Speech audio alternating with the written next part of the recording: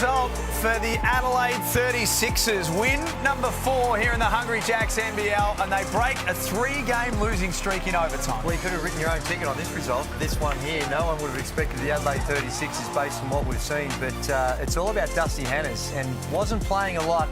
In fact, it was, a minute left in regulation when he checked back into the game and then turns the game on its head in favour of the Adelaide 36ers. Shooting percentages were poor across the board, 4 of 30. Now, a lot of credit goes to the defence of Adelaide 36ers, and well done for them. They passed the gut check. And you can see what it does for them. They take a couple of steps up the table. And for Melbourne, they go to 3rd position coming up in just a moment. Now the new ladder leaders, Perth, take on the Sydney Kings at Kudos Bank Arena.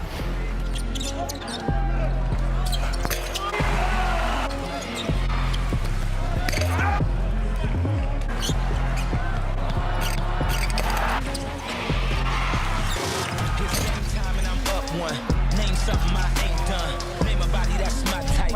Air Jordan, I'll take flight. I'm next level, I'm franchise. This program is brought to you by Hungry Jacks and Bunnings Trade.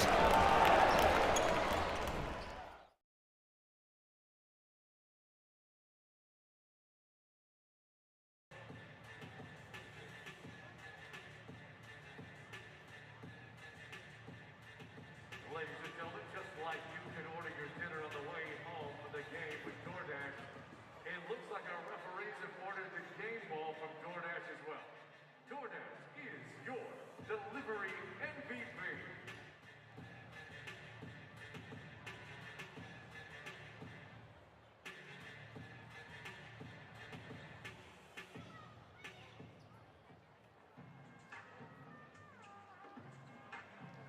Now it's time for the starting fives. First, for the visiting Perth Wildcats. Number 1, Vic Long. Number 8, Mitch Norton. Number 11.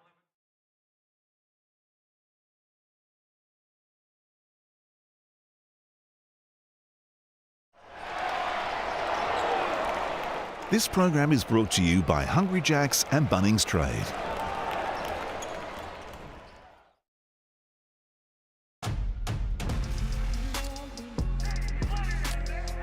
We're all set and ready to go for Game 2 on Sunday Hoops, and it is going to be a hard act to follow for the Sydney Kings and the Perth Wildcats after Adelaide win in overtime. Now it's the Kings' turn, coming up against a Wildcats team who may have just found out they're the new ladder leaders after Melbourne's loss. Well, they've had to wait a little while, delayed due to that overtime period, but both these teams coming off wins. Perth, back-to-back wins over Illawarra, of course, and Sydney, huge win. Big win in the context of their season when they took care of Brisbane last week. Sets us up for a good one this afternoon. It does, and a lot of the Sydney Kings has been at the offensive end. It's all about trying to find ways to score, and that's going to be a big one against the Perth Wildcats, because Perth, they're second in the competition, averaging 89 points a game, and with no RJ Hunter, he was pre-season expected to be that real scoring punch as they try to find a replacement for him. They've had to mix and match their lineup quite a bit with a number of issues, injury issues that the Sydney Kings have had to deal with, and this is also their 8th home game. They're 4-3 this season. No other team's played more than 6, so that also puts extra significance onto this one. They may be at home, but they have that man to deal with, Bryce Cotton, who loves this building and playing against the Kings. Does he ever? In fact, he averages more here than he does in Perth. There was some talk around this afternoon that Bryce Cotton may be a late scratching for the Wildcats, but good to see him out there this afternoon. Adams, Jarrell Martin stepping out for 3. Opens the account for the Kings. A great article today by Matt Logan, the Daily Telegraph, about Jarrell Martin's life growing up in a tough part of the world, and how basketball's made him a better person. He's in absolutely scintillating form, Jarrell Martin. As Vic Law can't hit that, the Kings take it away. 6 double-doubles in his past 7 games. We know he can score. I like the work he's been doing on the glass. Cooks is blocked. Oh, for sure. Sorry, Jack, but you saw the value of Jarrell Martin there, where he can stretch the floor. He can come out. Now, I know he hasn't been shooting it great from the three-point line, 27, 28%. but he has that capacity, and you've got to respect him, which opens up those driving lanes for attack on the rim. And when you're looking for that scoring punch, I think it's Jarrell Martin, who only averaging, when I say only, it's still 15 points a game. DJ Vasiljevic, we saw what happens when he catches fire against the Brisbane Bullets, gives them that extra look. This is a great start by the Sydney Kings. Well, Jalen Adams is that other guy, isn't he? 50 points across those 2 games against Brisbane last week, and he's just starting to grow comfortable on the NBL hardwood. Cotton off target, gets his own rebound. His record against the Sydney Kings is remarkable and averages 31 points a game in this very venue at the Q.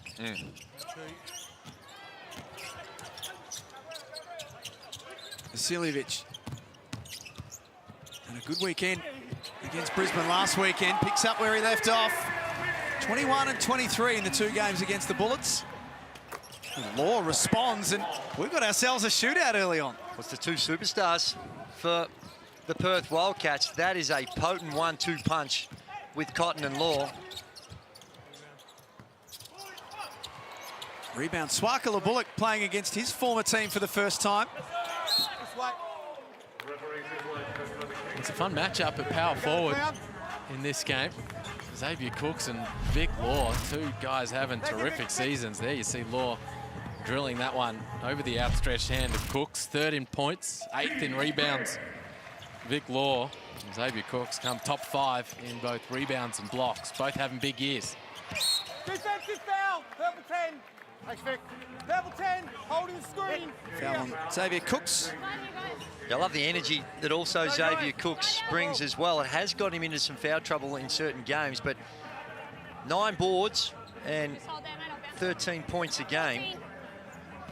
Really good numbers, and for him to get to that next level, and by next level I'm talking, he was on the cusp of making the Australian team, one of the last cut, as Bryce Cotton gets fouled on the 3-point line. It's what he does from the 3-point line. We've seen teams ignore him on certain games and dare him to shoot the 3 ball. On the season, he's only at 26%, 7 of 27. But if he can bring that to his game, then it's makes it so hard to guard him.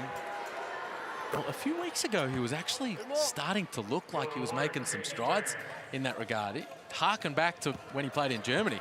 Shot 40% from 3 on a reasonable volume. And his stroke for a bit there was starting to look like it was getting smoother, and he was growing some confidence, knocked a couple down. But you're right, certainly the way Brisbane were guarding him, maybe lost a little confidence. And, you know, sometimes that's hard for a player.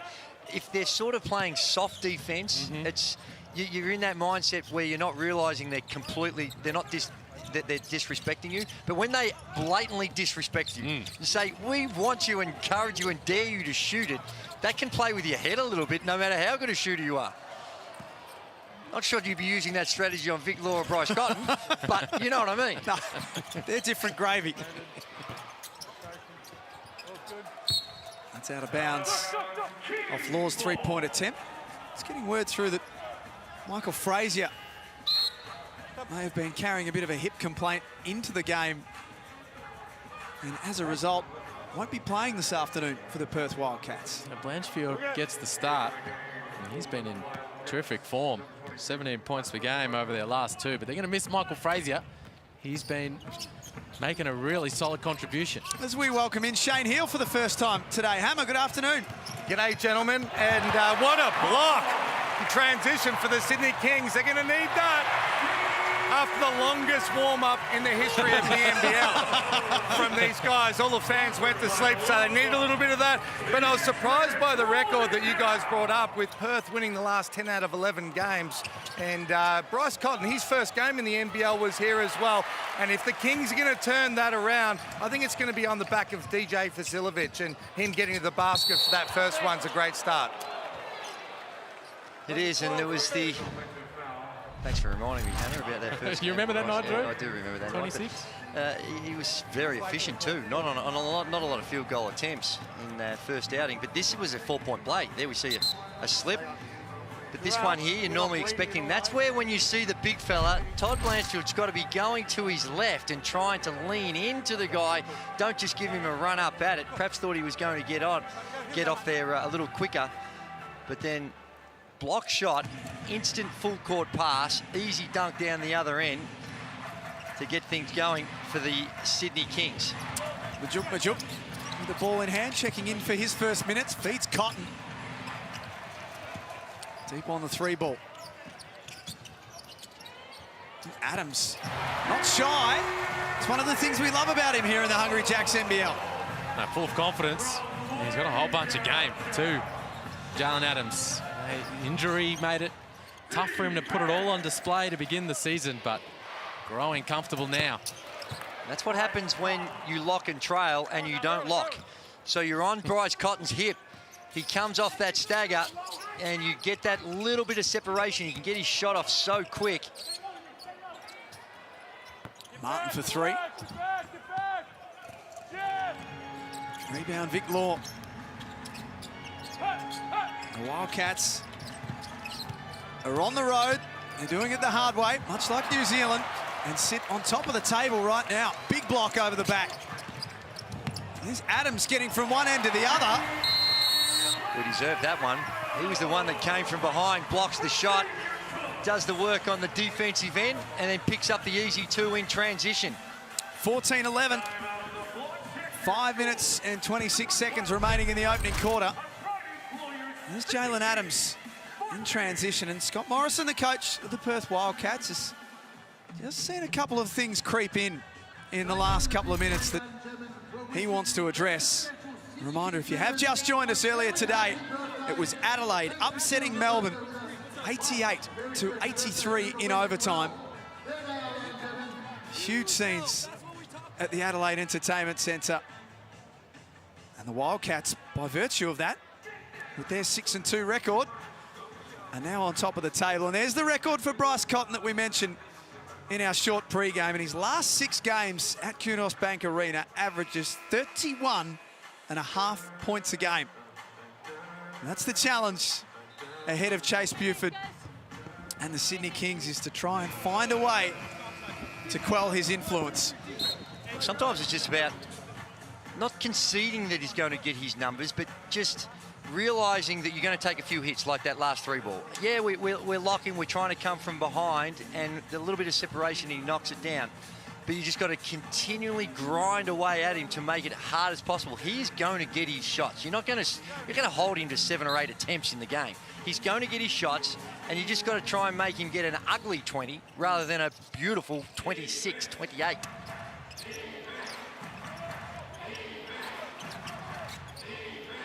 Kevin White comes in, as does Jesse Wagstaff for Perth. Here he is, the captain. His pass caught a foot. Adams pulls up. Hot start to the game for Jalen Adams. He's got 10. Kings fans will be enjoying that, seeing him feeling good, lighting it up. 10 quick points. A couple of knockdowns from 3-point territory. And number 3 in the competition, the Wildcats, for points conceded per game. Scott Morrison won't be pleased with the fact that they've given up 17 already. Adams into the corner for Swaka Bullock.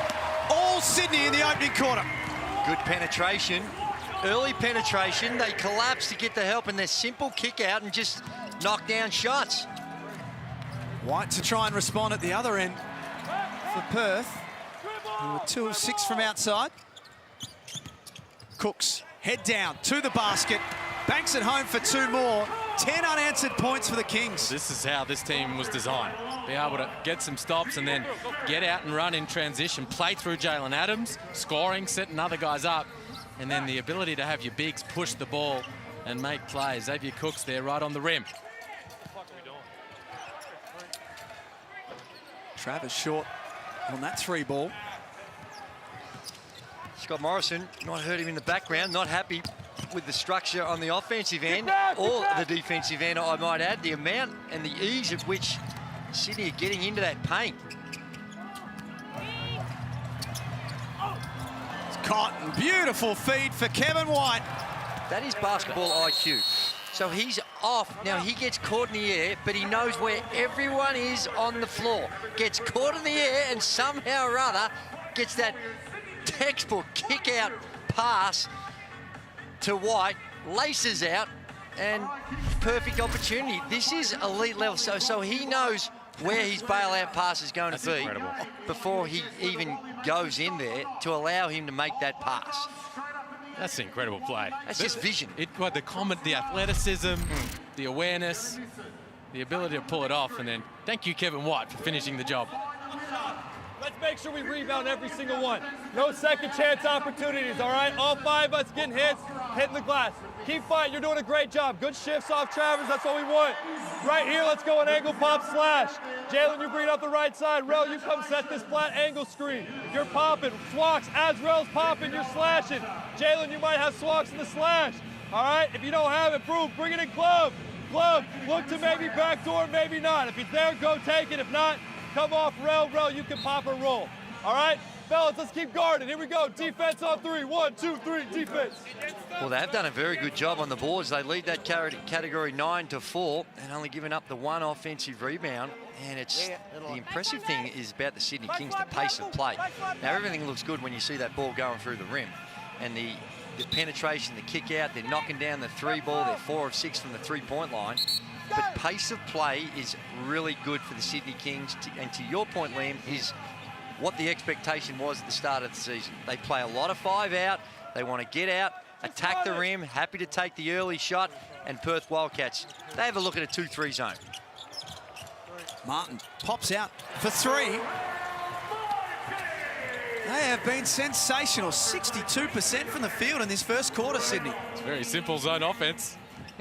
Right there, just drive it, dribble it to the side, step out from the free throw line, and drain it. Wildcats down 9 after their win over Illawarra on Thursday. Travers a little out of control. Well, Travers is one that we've seen, and that's going to go the way of the Sydney Kings, that last season, or the last few seasons, when he's in a highly structured system, you could see how they're playing to his strengths and able to camouflage some of his weakness. In a more open read-react type offense, he's been struggling a little bit on the offensive end, particularly with his shot, and that is just too easy when you've got a white-hot Sydney Kings. This is some spectacular shooting. 6 of 8 from the 3-point line, and most of them pretty wide-open shots. White unsuccessful. Sydney clamped down defensively. Jalen Adams, 13 points on 5 of 7. Let's check in with Shane Hill.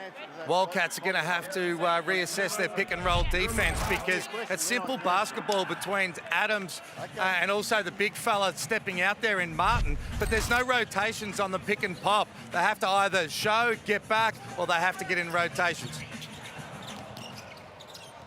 Hammer sounding a little husky. Had some coaching duties already today.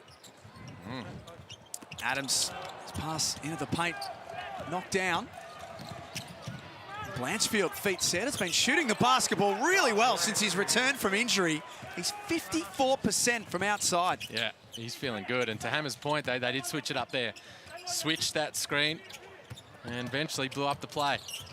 There's that pick and roll that Hammer was talking about. Adams couldn't score. Maker there to clean up the glass. Matua Maker. Just the energy levels here.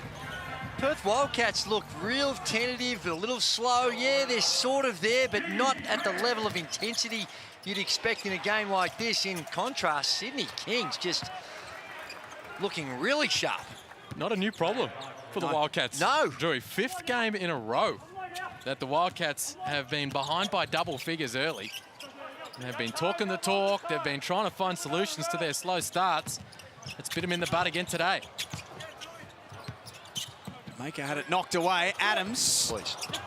Not that time. He wouldn't rule it out, though, with the way that he started.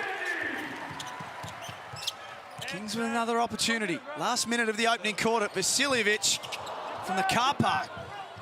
How's that rattle out? Travers gets to the basket and gets upstairs.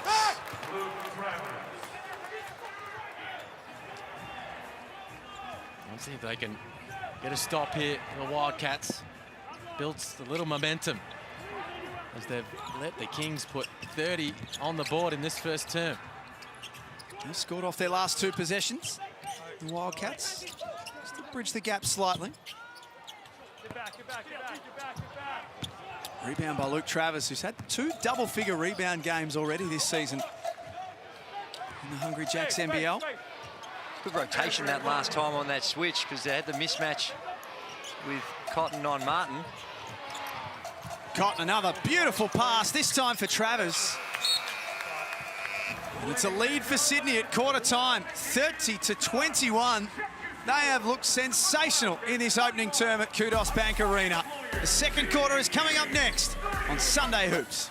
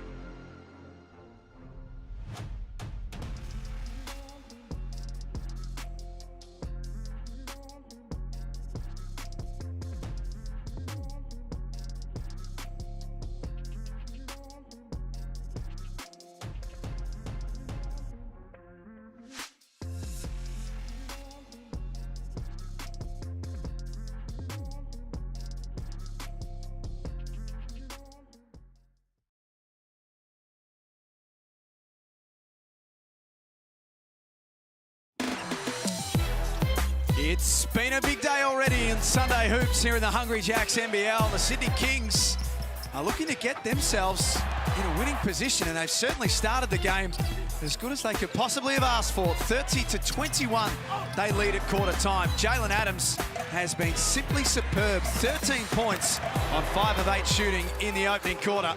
And the winner of our Kmart gift card for today, Teresa Randall. Love going to every single Sydney Kings game. Well, if they're there today at the Q, they've had a lot to cheer about. No, they'd be very happy. And it's just been a tentative start on the defensive end by the Perth Wildcats, almost daring him to see if they'll make those threes.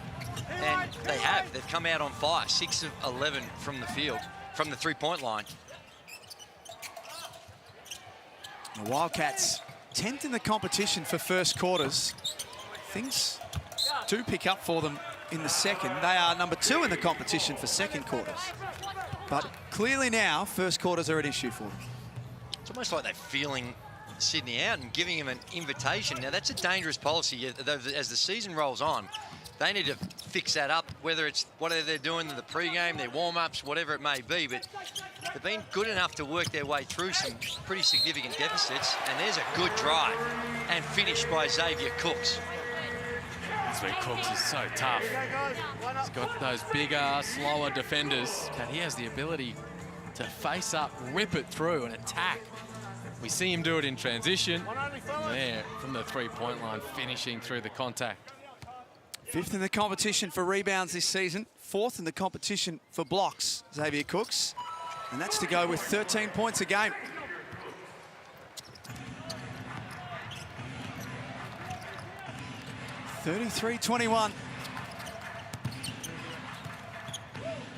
Law gets into the paint. Cooks did well to make life difficult. Ball on the floor, and that should be a foul over the back. Really a foul. Boy, you love this. You're always encouraging your players to get down, get dirty, dive on the loose ball, but you can't just come over the back of someone.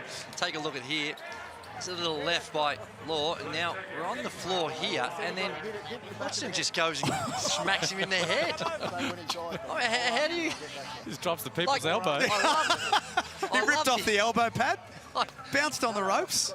I love the energy and the effort, and yep, I'm going to get down and get dirty, but that's just a little overzealous. The people's elbow.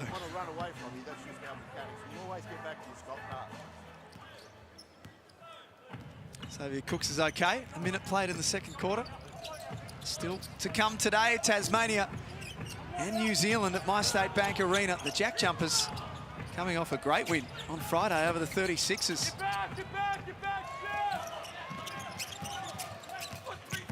Cotton.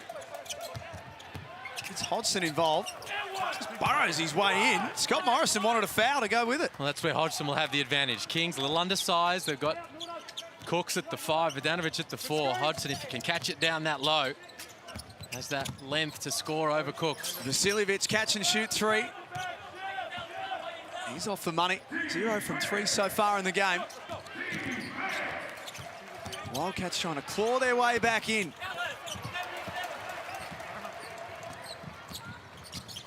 There's Cooks with the ball handling duties. Glover pops out for 3. O-board Cooks. 1 on 3, and he did everything but finish. Not a bad set with the way they're running it. Good pace, the way in which the tempo which they're playing, the penetrate, help, kick, penetrate, help, kick. And then you've got down the other end, penetrate, finish by Bryce. But it wasn't... It was good ball movement by the Sydney Kings. Off the foot of Mitch Norton. He's got 10 now. Bryce Cotton, team leading scorer, of course, for the Wildcats. Just Jalen Adams checking back in. He's the game leading scorer with 13. And Cotton just finding some room off those on-ball actions. They're just taking his time, getting right to the rim. And Duke touched that ball as it was out of bounds, so Sydney are going to get it back here. 16, shot clock still. Certainly wasn't their most efficient inbound.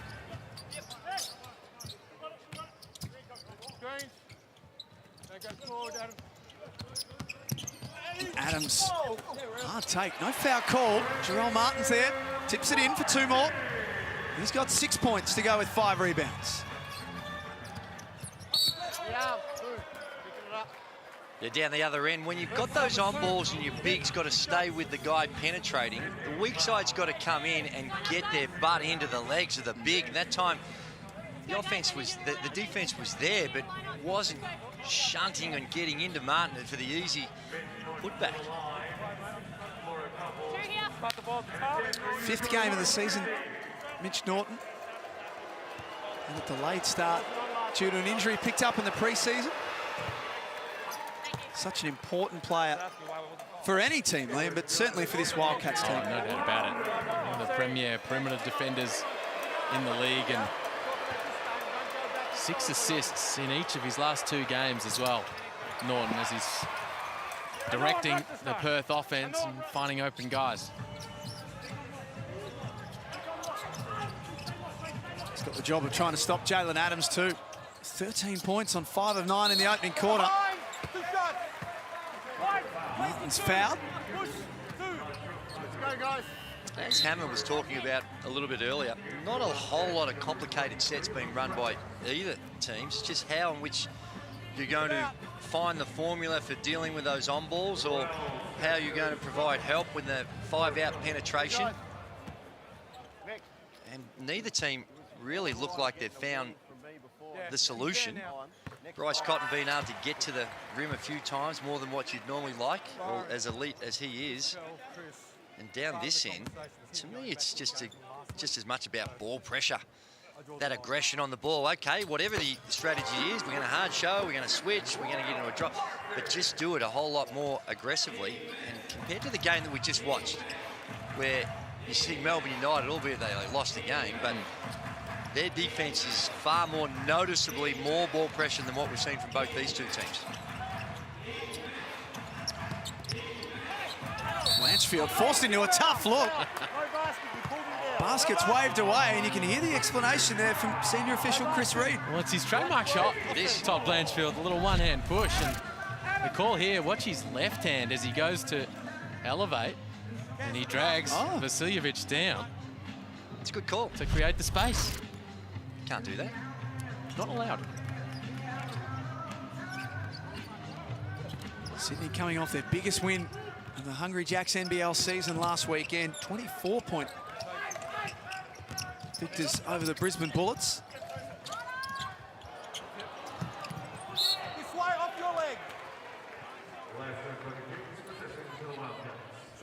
Kings give it up. And Drew, you speak about how each of these two teams are going about it at the offensive end. These are the two head coaches, new to the league, straight out of that NBA system. NBA time in the NBA and the G League. So they're both of them doing fairly similar stuff at the offensive end. Spread it out, a lot of on-ball pick and roll action, bringing the bigs away from the basket. Vic Law is a four-man who faces up most of the time, and they would find each other quite familiar to defend because both doing pretty similar stuff offensively.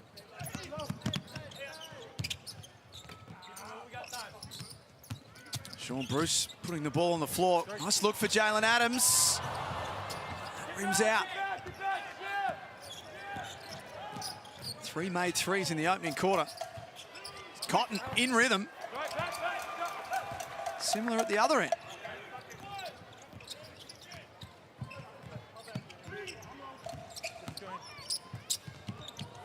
Bruce's pass knocked out of bounds. Sydney have lost their last 5 games at home to the Perth Wildcats. It can be a tough place to win, Kudos Bank Arena, but for whatever reason, the Wildcats have had no issues winning there. Well, the reason is they've had the best player in the competition and had a lot of talent. That does help. It does provide. That is a very good point you make. That is true. But if you go back to even a couple of seasons ago, that when the Sydney Kings got all the way through that grand final series, these Perth Wildcats had a very good record here in Kudos Bank Arena. Jarrell Martin, his 3rd treble of the game. He's got 13. Adams has got 13 as well. 26 of the 40 coming from their 2 imports. This bounce pass for Sean Bruce. That's 5 points in a row, make that 7 points in a row now for the Sydney Kings. And Scott Morrison, the coach of the Wildcats, can see some real issues with his team today. Well, you look for those energy things on the defensive end. It also shows up on the boards where the Sydney Kings have been on top, 17-10. The little close out there, not as hard as it needs to be, sort of there in the right position, but no real great intensity. And then turnovers. Now, neither team's really been that dramatic in that area, 4 each, but the couple there by the Perth Wildcats have led to indefensible situations. You can see Jordan Hunter on the sidelines there, not playing for the season for Sydney. RJ Hunter not out there as well. Here's Jalen Adams, and his game so far, Liam, he's been electric. He has. He's really triggered things right from the very get-go for the Kings in transition, just making good decisions, and of course in the ball screen action as well, making plays for himself and others. 13 points, 4 rebounds, 6 assists. Hold on, I'm not stopped. 2 steals and 2 block shots. That is a fair contribution. The Sydney point guard in the first quarter and a half. He's been outstanding. And it just goes to show when, he's missed some games. And with that type of talent that you have that's taken out, you can see why you would struggle if he's not in the lineup. Take him out of this lineup right here, and it's a completely different ball game.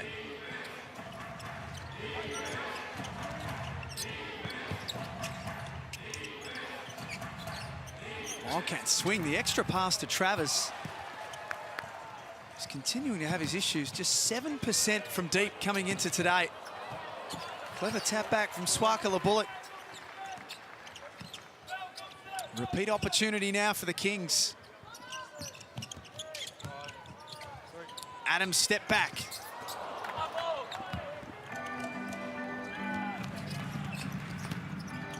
Norton quickly getting to the other end. Stripped of it. It's out of bounds. 3 minutes and 11 seconds without a field goal, the Perth Wildcats.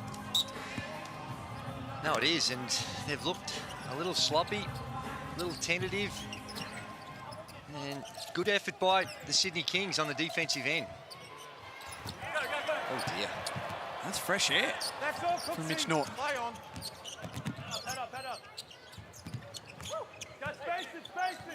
What an opportunity the Kings are presented with here. They can take potentially a big lead into half-time. Adams all alone has 2 more. I completely lost Adams on that coverage right there, and you can't do that. He is lighting you up. Travers down the other end does the right thing, gets his head on the rim. That's where he's at his best. Luke Travers has been blazing away a little bit from outside. And it's not as simple as this, but when you look at both these teams, they love to shoot the 3 ball. They're the most prolific 3-point shooting team, the Sydney Kings, adding up to 31 points. But this action here with Travers. Well, we talk about Travers struggling from outside. We'll come back, live action here. Vic Law, geez, off the free throw, Drewy. Offensive rebound, puts it back in. Still a double-figure lead for the Kings.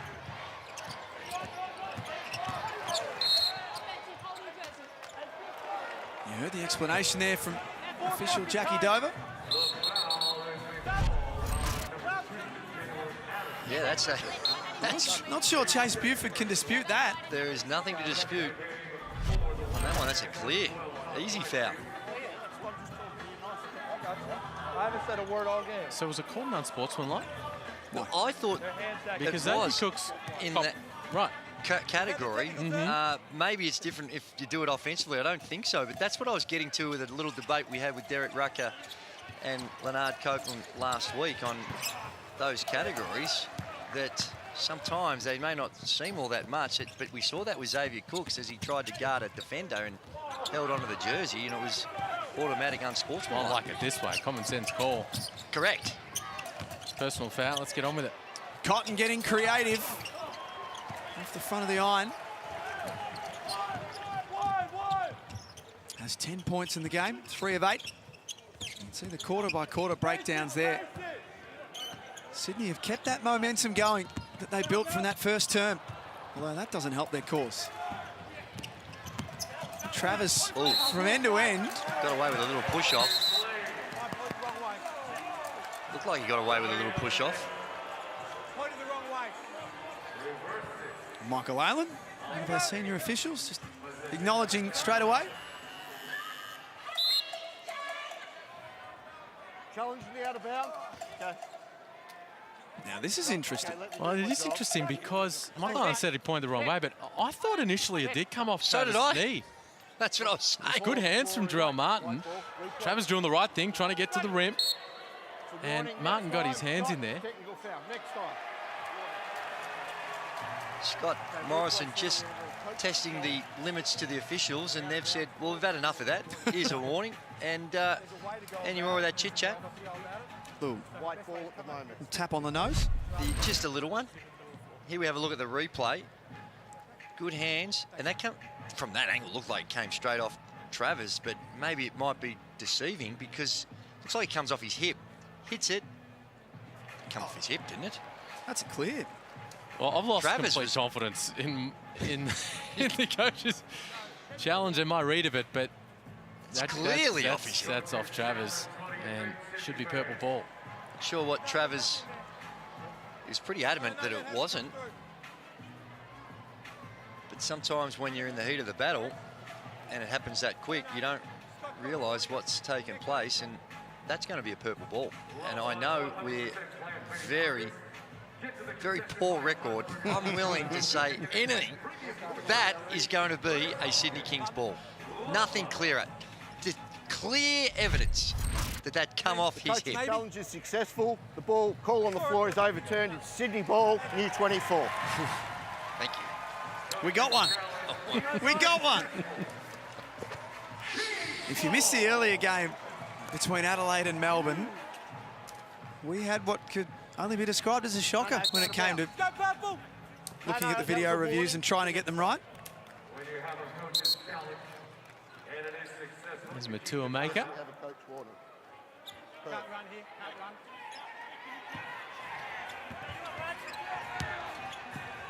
And as you just heard before that challenge too, Scott Morrison, Wildcats coach, has been given a warning.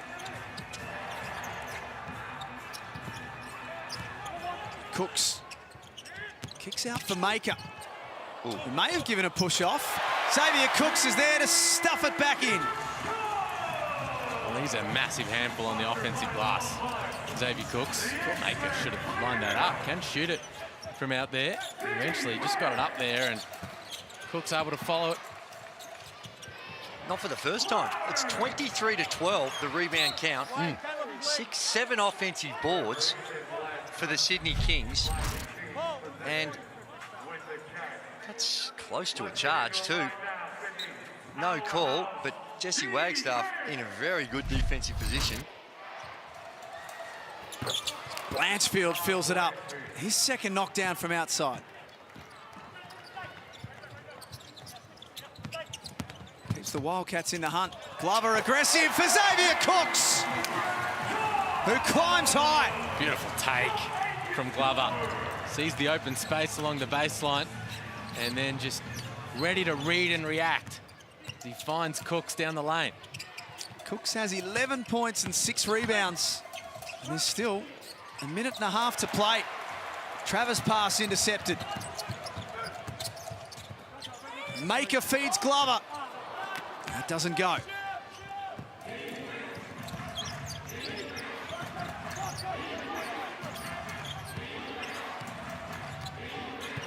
Vic Law trying to back in. Has the size advantage over Adams, but he's forced to give it up. We looked at those 3 balls early on in that first quarter. The Sydney Kings were 6 of 8. They're now 7 of 19. So 1 of 11 since that blistering start. And as I was saying before, they lead the league in 3-point field goal attempts. And a little knock to the head. I can't answer, Bryce. I'm on the other side, so I've got them both coming in. I'll ask Jackie later. Right, but I can't. Give it up. Give it up for that tour, everybody. Looks to be okay. Maker will come off as a precaution.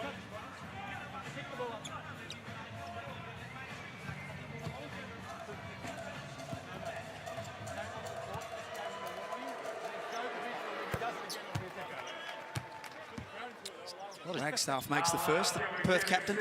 We're talking going on with the officials.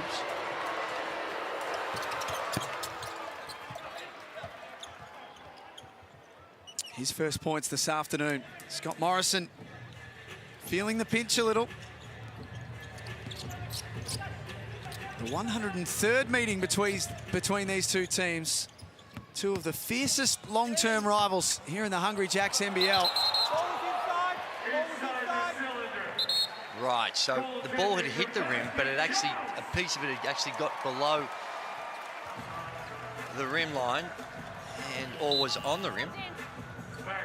And they've called that a goaltending violation. I'm just trying to do what they can to stay within striking distance, stay in touch here, the Wildcats. The slow start in this first half. There it is again.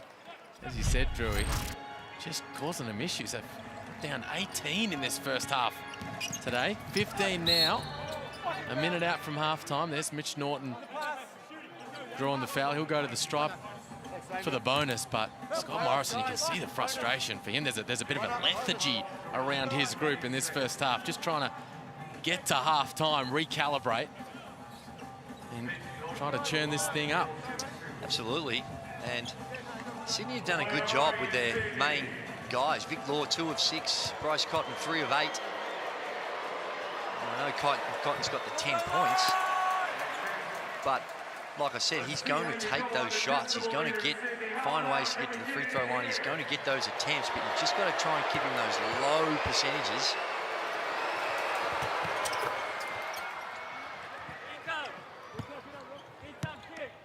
Mitch Norton goes 1 of 2. Brings it back to 14. Glover got away from Blanchfield. Probably didn't realise the space that he had. Bruce in the mid-range. Nice Jay. This looks to me, the way Perth are playing, it's the 4th game in a 4 games in 5 days type game. They look sluggish. They don't have the intensity. They're a little terminal on the offensive end. Just not quite there. Not far off it, but just not quite there at the level that they need to get to. They played on Thursday against the Illawarra Hawks, won that game by 14. They pulled away late, Liam, but for a lot of it, it was a bit of a dogfight, that game. Yeah, this has been sort of the script that their games have followed over recent times. Getting down big, early, double digits in first quarters. And then at some point, they explode. Vic Law, Bryce Cotton, those two guys get going. Collectively, they get stops and they march over their opponent, but haven't shown any signs of that in this first half. 10-second differential between the game and shot clock. Martin with 13 points. Takes it to the cup and 1. That is a tough, tough cover. He's good enough that he can shoot the 3 ball, but you see the ball handling skills. He has literally point guard type handles with the ball.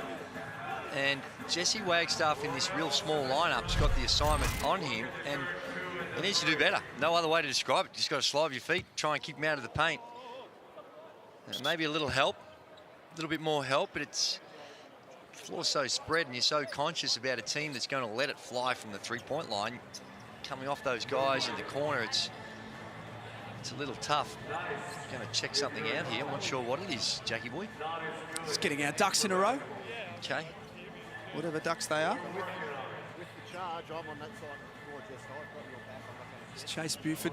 Let's check in with Shane Hill, courtside. Well, the Sydney Kings have literally shot the lights out, fellas. I don't know what's going on, but free throw line and we've lost some lights. Absolutely unbelievable from the Sydney Kings. And Xavier Cook said, no, we're not playing on with this. We need a little bit more lighting in the venue. So that's what's going on here. Well, it's interesting you say that, Hammer, because we're watching it on the monitor and it looks hunky-dory. Looks like there's no problems. Is it noticeable down there on the ground that it would have an impact on? Well, Drewy, old school guys like you and I would just play through it. But in this day and age, in 2022, everything's got to be perfect. And you can actually notice a little bit of a difference. But I think I'd encourage them to play on. Just grab the torch app on your phone, Hammer, and just get us to half-time if you can. I'll get my kids to show me how you do that.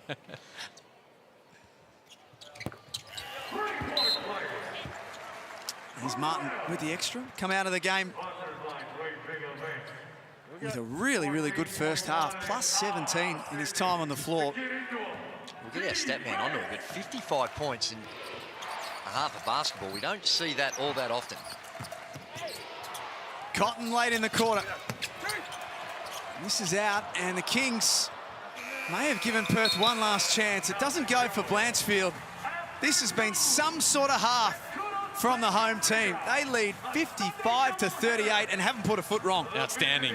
Half of basketball for the Kings. 30 points in the first quarter and another 24 there in the second. They've just been all over the Wildcats. Keeping Bryce Cotton and Vic Law under wraps for the most part. Haven't let them completely get off the hook, and then just getting whatever they want at the offensive end and piling on the points. Playing through Jarrell Martin at 16 points. As we check in with Shane Hill. Got Jalen Adams here. You and your import back combination, 31 points, mate. You and Martin sending a message to the opposition combination, I would imagine. Yeah, we just wanted to come out and set the tone, especially on the defensive end. I think Swak and Brucey did a good job on Cotton in the first half, and we just got to keep that energy going. Scoring has been a bit of a problem at stages during this season, but not tonight. 55 points, absolutely incredible. Yeah, I mean, we just moving the ball, everybody getting a touch, everybody getting paint touches, and we knocking down shots tonight. Good luck in the second half, mate. Well done. Thank you, appreciate it. Long way to go in the game, but Sydney find themselves really well placed at half-time here on Sunday Hoops in the Hungry Jacks NBL.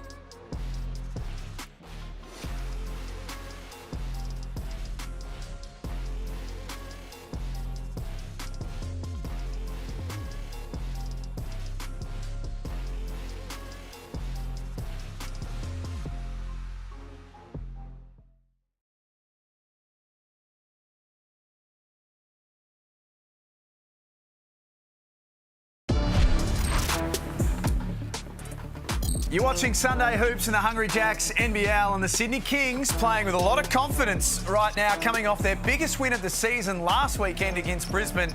They've taken that form in to today's game at Kudos Bank Arena. They lead 55-38. They did, and a lot of energy coming out. Good intensity on the defensive end, being able to hold the Perth Wildcats to 34% from the field. And down the other end of the floor, on the offensive end, they've hit their highest score in a half for the season at 55 points. Previous to that, it was 53 against Brisbane, but they've really found their groove and their work on the glass. Now, it's not been a strength of the Perth Wildcats this season, unlike it has been previously, but they've been really exposed, and they lead that category 24-13, and Jarrell Martin's spectacular.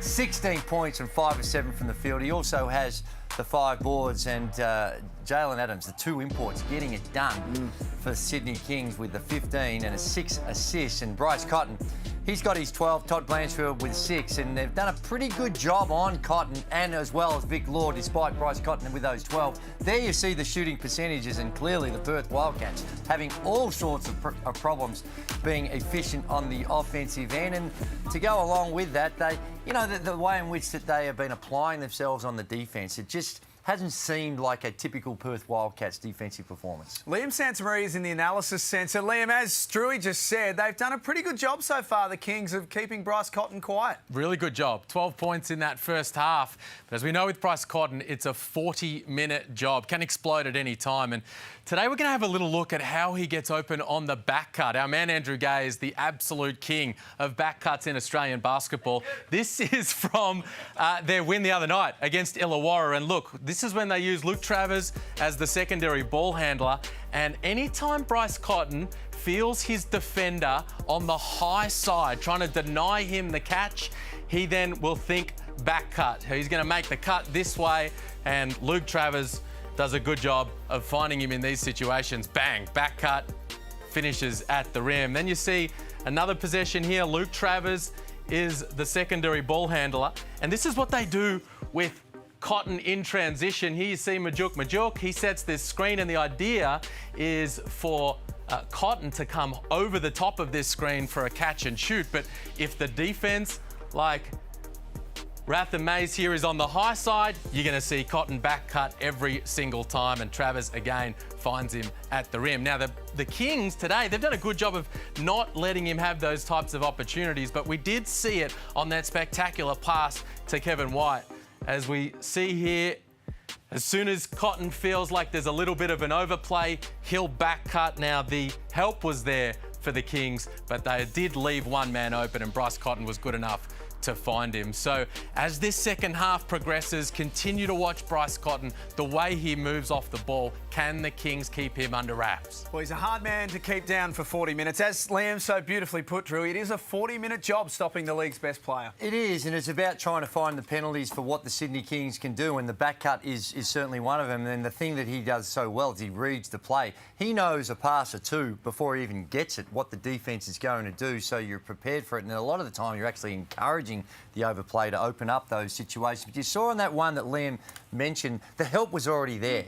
So it was out of just a read and react situation. You're back cutting, and if there's no one on the low post, it's an uncontested layup. So those are the types of things that they've got to figure out, how they spread the floor and get him some better looks. Let's get courtside to Kudos Bank Arena. Shane Heal is there. Hammer, the two imports that the Kings have got out there today have had a massive influence.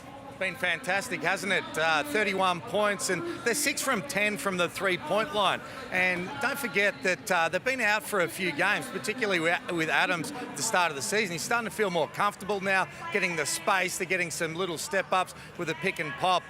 Probably the only blemish they'd have is 5 turnovers for Adams in that first half. It is, and Hammer, the thing that struck out to me is that you look at the Perth Wildcats and their strategy on the defensive end, whether it's right or wrong, who knows, but their intensity of whatever they're doing doesn't seem to be at their normal level.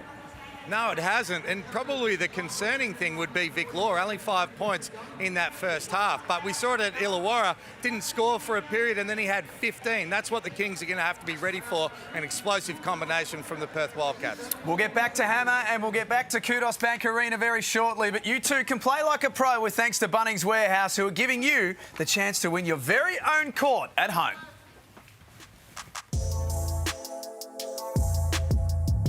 I was out there every day, so I think if I had a full court, you wouldn't get me inside. Most of the games I played on the lower hoop, just to show my supreme athleticism. I only worked on shooting, which is why that's really all I can do. When you're 8 years old or 10 years old, it's the best thing in the world. I had a basketball hoop and a little trampoline. I used to play back there for hours with my brother and get beat up a lot, but it was a lot of fun in the meantime. I hope that one day when I grow up, I'll be able to give my kids a court at home as well. That's where I lost a lot of games to my brother at. It started at this height, and every year I got older, it moved higher and higher until I got to 10 foot, and I'm doing the same with my kids back at home. My dad built one, so I had a little bit of like a half court going on, and that made my life the best, so I could never complain as a kid. And that was kind of like our sanctuary, our getaway from everything.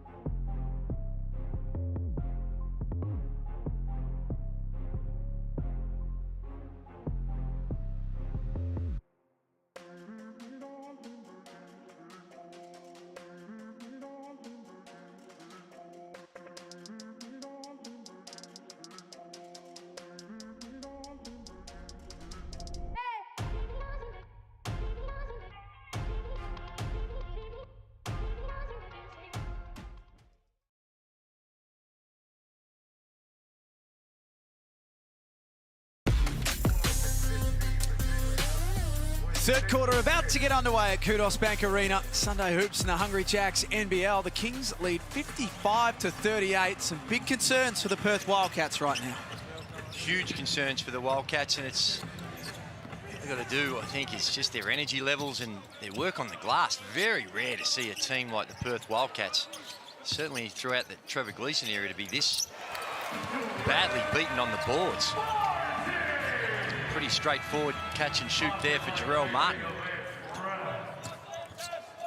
They've had no answer for him, nor for Jalen Adams. Offensive rebound by Hodgson. That's a good start. Law, 5 points on 2 of 6. Scores over the top of Xavier Cooks. That's a good contest from Cooks. They'll take that. Yeah, mid-range contested shot from Vic Law.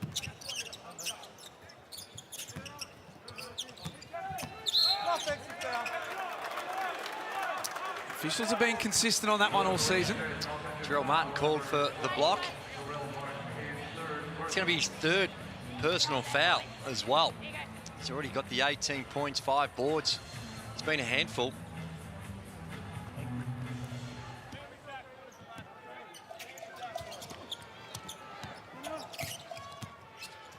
The Wildcats are going to have to do this the hard way if they're successful this afternoon. Law, good look from outside. 5 of 17 across the afternoon.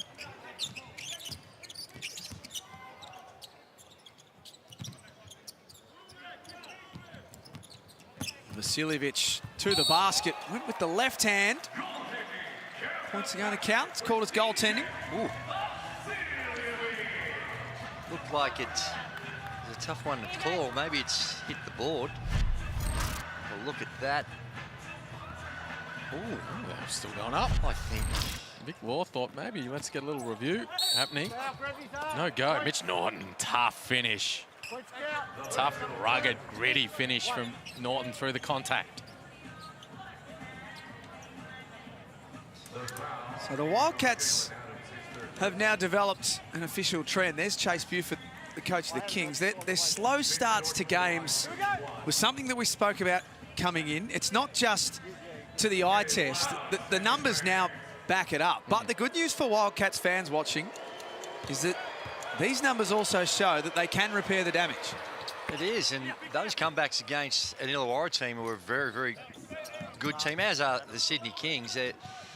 What can happen when you've got elite athletes on the floor, like Vic Law? He can go a quarter or two and not score, but he has the capacity to explode like at a 15-point quarter the other night. So you can never rest on your laurels against the Perth Wildcats with the talent that they have on the floor. Sydney's second of the quarter. Mitch Norton comes out. Luke Travers back in. 3 turnovers. Luke Travers in that first half. Just a couple of sloppy passes and needs to tidy that up a little bit in this second half. They're going to need to be picture perfect, the Wildcats, if they're going to storm back into this. How does Michael Aylan see this? He sees it as a charge. And this is going to be, that's a charge for sure. We saw Travers, and for him to make the next step, he's got to be way more consistent from the three-point line. This season, he's 1 of 14, and they sag off him and just wait for him to run into him. And I'm not sure where he was going. There was a crowd of There's no room. 4 in the paint. He's just trying to barrel his way through it. Meanwhile, Vasiljevic has no such problems from long range. That's his first hit from three-point territory tonight, but finding different ways to score. He's up to 7. This is the thing for Perth. They just haven't been able to find a way to stop Sydney from scoring and getting what they want offensively. That's Cooks. Head down, takes on Travers. Doesn't win out that time. Wanted a foul. Gee, I was going to say you can't get away with that. Took 3. Hey! Oh, jeez. Matt Hodgson not happy with what's going on. That's twice. And tensions have boiled right over something snapped in Hodgson because he's going to be spending some time on the sideline, I suspect. Not just the one hit, there's the two. And I'm not sure what brought that on. Normally very mild-mannered Matt Hodgson, but not one, two pushes straight into the face of DJ Vasiljevic. Definitely. Chase Buford coming in there, trying to play peacemaker in the thick of things. Scott's called me over the table.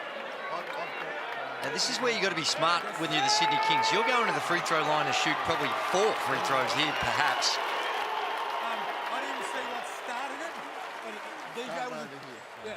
So, look, I've got Jarrell coming in, but they're all in it together. Let's try and piece this all together.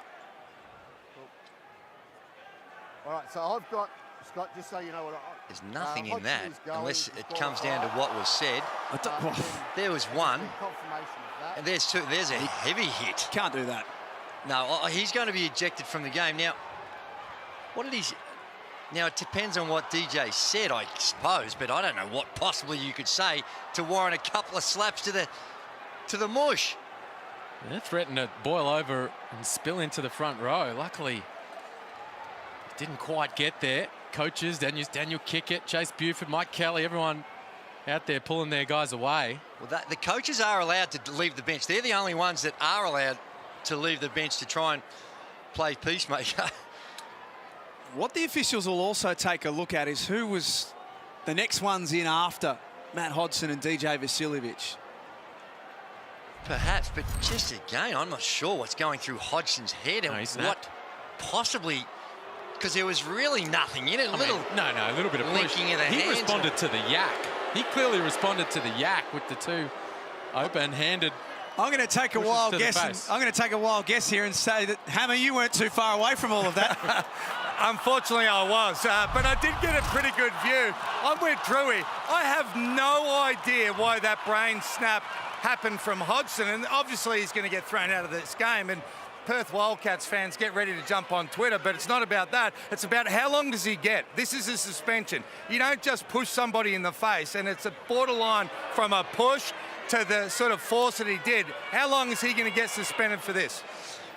Well, we'll let the judiciary figure that out, but that is the second hit, although it was an open arm, it was a throw in the arm in someone's face, and coming in here, a little wrestling. I think people were just coming in to play peacemaker. There's Cooks, gives him a little tap on the chest, so I don't think there's going to be too much more other than Hodgson getting thrown out here and the Sydney Kings walking to the free throw line. What I suspect is going to be potentially 4 free throws. We did tell you that these two of the fiercest rivals in the Hungry Jacks NBL.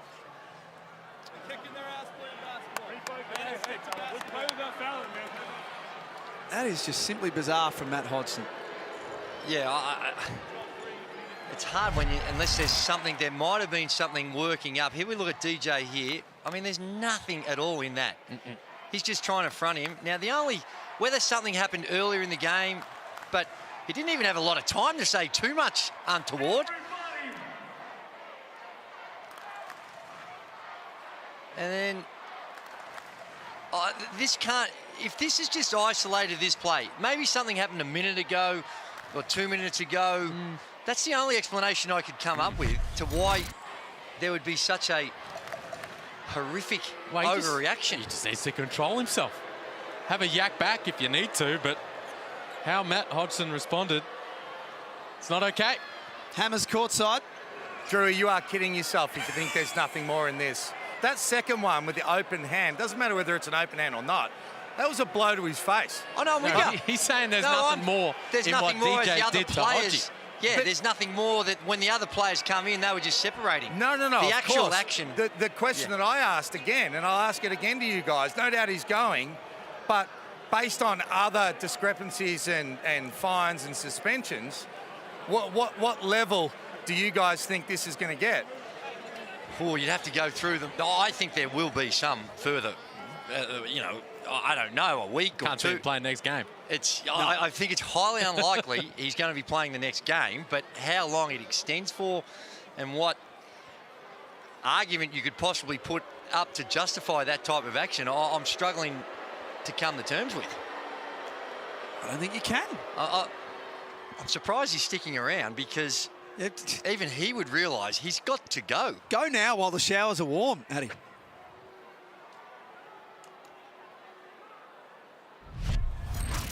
So, I mean, nothing. Oh, that's pretty solid right there. That's sort of borderline. But then this next one here, that... Oh, right in front of the officials too. Yeah. Now here they come in, and there's a little wrestling match maybe, but I don't know who you're going to pick out in that little scuffle of who. Well, was someone coming in? Were they just trying to break up, or?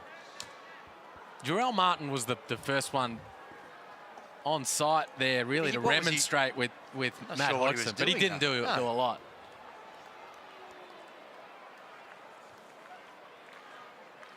That's what they'll be going through with a fine-tooth comb right now. There's a bit to this rivalry over the years. Sure is. Dates back, long way back, was it? 1988. Really, when these two teams started sort of going at each other. I think back, you had Mark Worthington and Sean Redditch and their battles for Perth and Sydney. The 07-08 semi-finals series was heated. Josh Childress hit on Jesse Wagstaff. Oh, that'll get Wildcats fans rolled up, that one. RAC Arena. They've got a long memory. Of course, the controversy of that COVID-interrupted grand final series from a couple of seasons ago. We have a disqualifying foul, white 18. It's gone. Unsportsmanlike foul, not purple 10. We had a travel on the play, so it's Sydney ball on the sideline. Unsportsmanlike, I'm not sure what Cookie did. And I can't believe it's only the one foul. Just a disqualifying, yeah.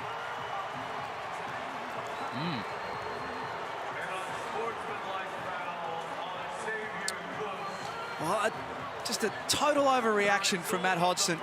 We'll have we get to see the replay. Cooks comes in and he just pushes his own man, it looks like. It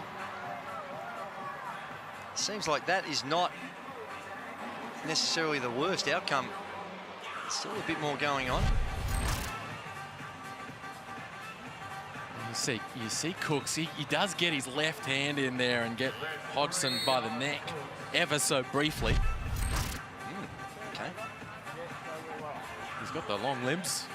Xavier Cooks managed to get it in there and he got the unsportsmanlike. Now here we see how these teams respond. Well, it's going to go one of two ways for the Wildcats. They need some sort of spark. They are flat this afternoon.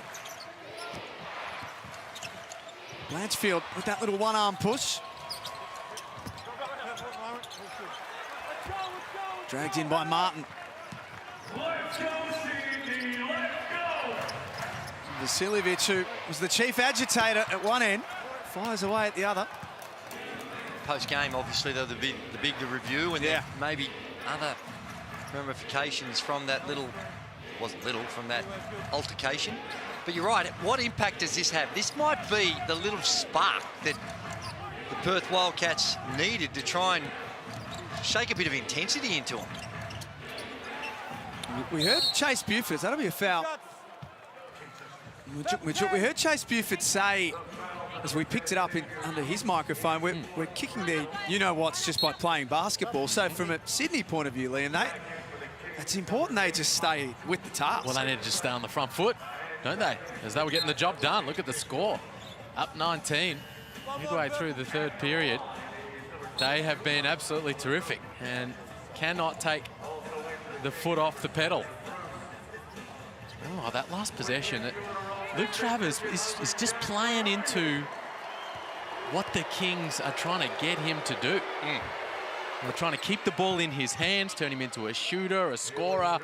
And at the moment, he's finding it really difficult to find his spots. Needs to start to turn himself into a dribble handoff guy. Well, that's where it was a lot easier for him last season with the sets. Okay, this is happening. I do this action, but in this more read and react type situation, it's almost like he has to think a little bit more. rather than just go with a system, and that's taking some time to adjust. Adams for three, hand in the face. He remains on 15 points, 3 of 7 from deep. Well contested there by Majuk. Had the mismatch, Jalen Adams, but the big fella able to stay with him. We're midway through the third quarter. Majuk fires away. Maybe that's the most unlikely of sources. That's his first made three of the season. I think that's his first attempted three in his NBL career. You're spot on. That is, he is a perfect 1 of 1. Retire now.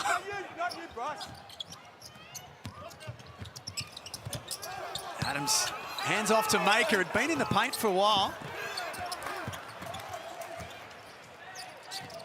It's going to take all sorts of tricks for the Wildcats. There's a man who knows how to bury the three ball. Oh boy, timeout. Chase Buford.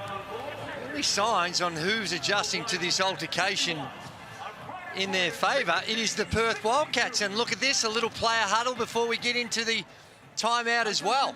Oh, Bryce Cotton just bringing them all together. Kick ahead there from Norton. No hesitation from Cotton. Kings lost him for a moment in transition, and he drills it, and we've got an 11-point game.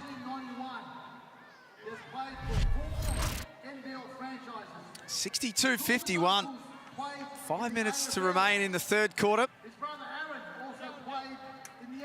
As we go inside the Sydney Kings huddle with Chase Buford. No, so we're gonna run a weak seat flip, but we're gonna keep it fisted. All right, Jalen, you go get Swak. Jarrell, you're second. Swak, curl, get out. You're right here. Fair enough. All right, Swak, you're in here. Jalen and Rel, go get him. Swak curls. Boom. Jalen comes off. Get it. SB, hit him. Act like you're coming to get it. Jalen, keep it. If you don't have it, come set another one for JA. Keep it moving. Look to throw it in on versus some Reds. All right, here we go, fellas. Defense on 3. 1, 2, 3. Defense. How does he go about just getting things back on the right path here, Chase Buford? Because as we say, before the scuffle, they were in complete and utter control of this game. They led by as much as 18 points. Well, that's right, and I think the timeout's coming at an important time, and they just need to regroup, get back to their priorities and who they want to play through. Jalen Adams and Jarrell Martin have been their go-to guys, and figure out a way to get them involved in some actions. And there you see that scoring has dried up a little bit for the Sydney Kings. Maker lost the ball. And that's what I wouldn't have wanted to do. You didn't want Maker in that situation when the momentum's going against you. You want that ball in the hands, either through process or just coming down and getting to something with Adams and Martin. They're the best third quarter team in the competition, Perth. Averaged 25 points in third terms this season. I guess everything's a repair mission after their opening quarters. They try and play through Vic Law in the block there, the Wildcats, and that man, Jalen Adams, he's not really guarding Mitch Norton. Leaves Mitch Norton, leaves him free under the bucket, goes and doubles Vic Law and forces the turnover.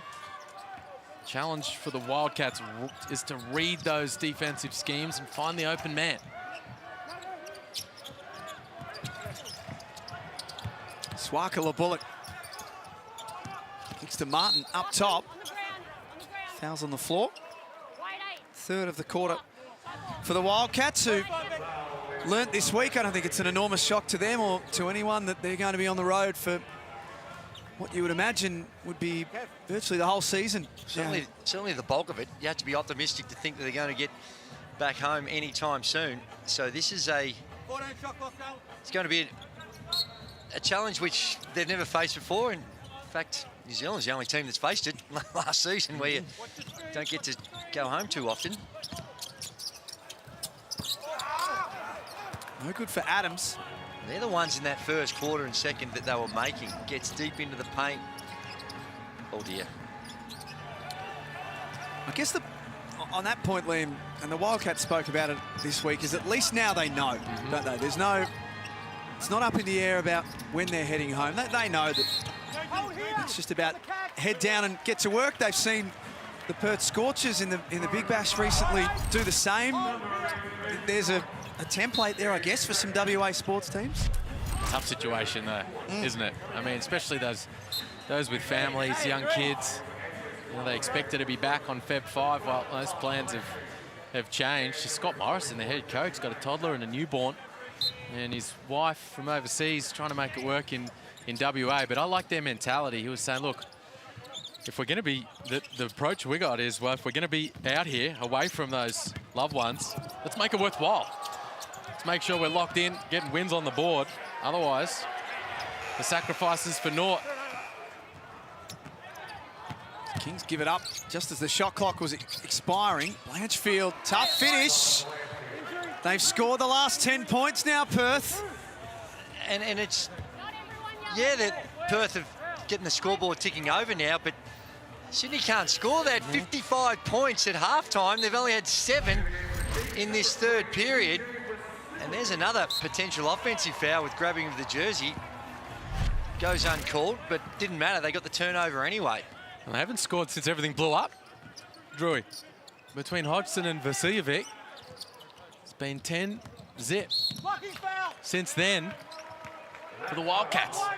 And at times like this, just trying to get to the free throw line, you can't score, so there's a bit of a let-off. And Bruce is going to go to the line to shoot a couple of free throws.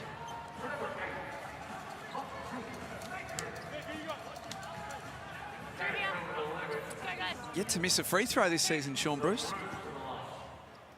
Just saying. I think you might have got him.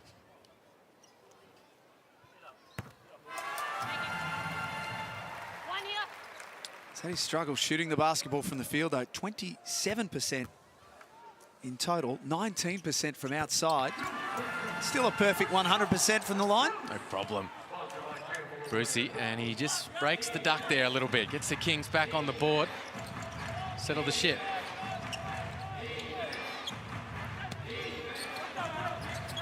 Law guarded by Vodanovic. Happy to pull up. It's good. That is tough. It looked real simple, but he's got a good-sized defender down low, and just reading the body language and the body movement of Vodanovic just made it look real simple.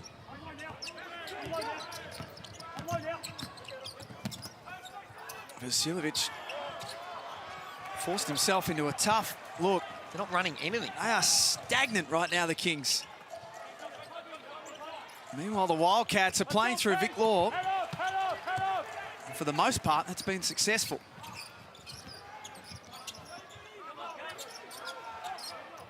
Vasiljevic, top of the key. Got Blanchfield up in the air. Knocks it down. Nice from Vasiljevic. They needed that. Beautiful head fake. Little side dribble, get himself balanced. Back out to an even dozen. An important bucket for the Kings. Wagstaff, quick release 3.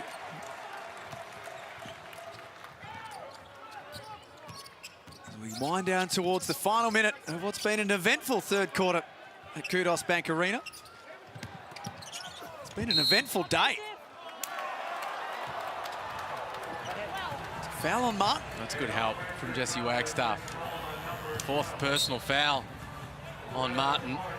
Cooks has 4 as well. He's calling his Jets on the bench, and he had the mismatch down low there, Jarrell Martin, and Wagstaff came over at the perfect moment to draw the charge. Problems to solve for Chase Buford with his lineup.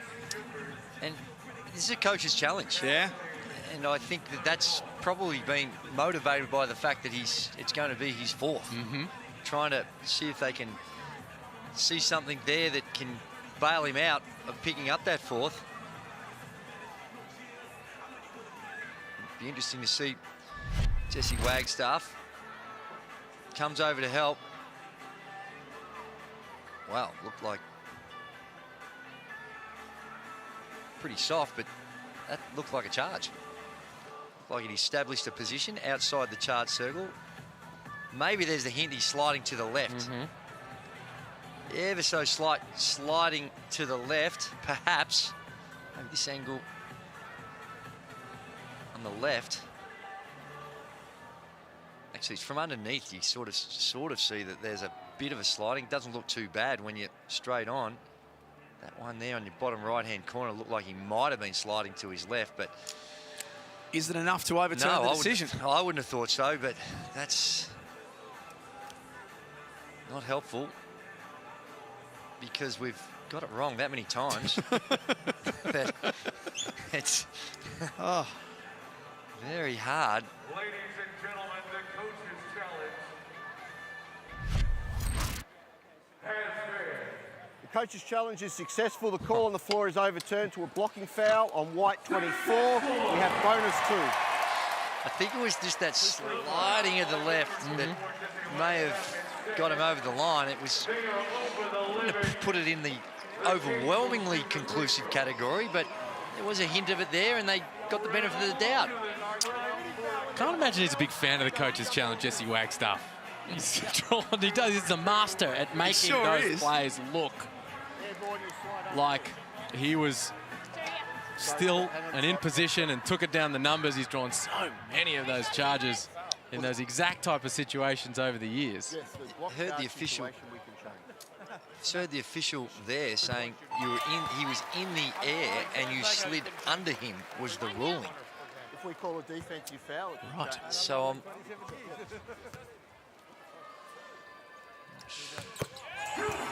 sorry, Scott, go. The Wildcats are within reach. It was nearly a 20-point deficit. Pre-skirmish, post-skirmish, they've been the better team, Perth. Law's having a big influence. Not sure.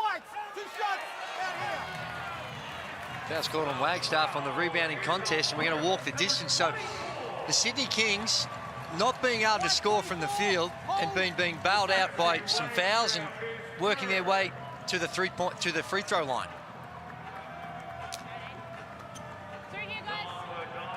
That was a good whistle. You can see Jesse Wagstaff losing his balance, making his way to the deck, and he thought, you know what, if I'm going down, you're coming down with me. Cleaning out the rebounder, taking him out of the rebounding contest, so that was a good call.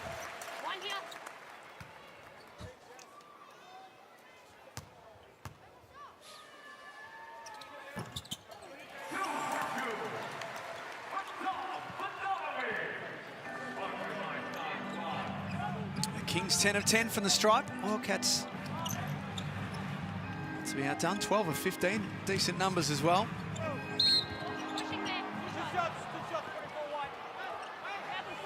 Well, they dodged a bullet before. Jarrell Martin, that's going to be his 4th. Surprised to still see him in there for that last minute or 2 minutes after they got away with one down the other end. And now he's definitely going to have to go to the bench, make some substitution.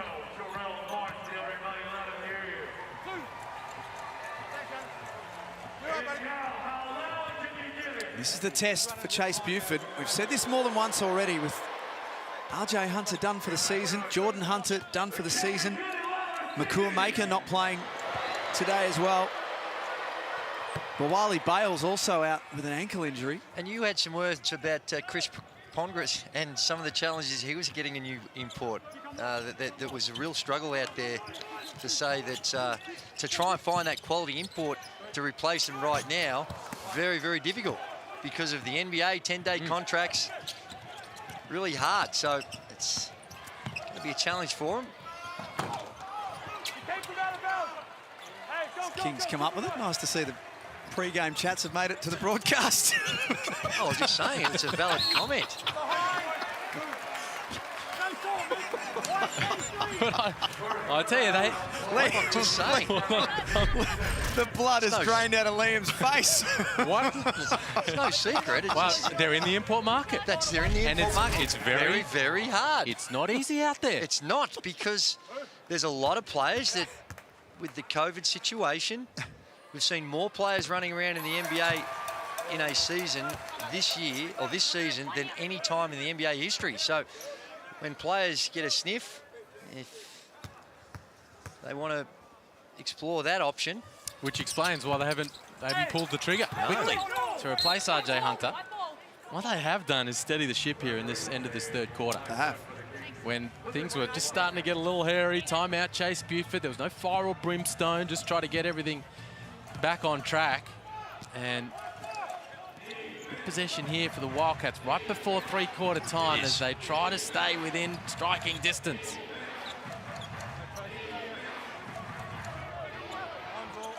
Cotton. Guarded by Adams. Has to hand it off. Vic Law's got time. Falling away. It's good. Wow. On the buzzer for three-quarter time. Vic Law keeps the Wildcats in the game. 72-59 with a quarter to play. Boy, it's been some sort of afternoon on Sunday Hoops.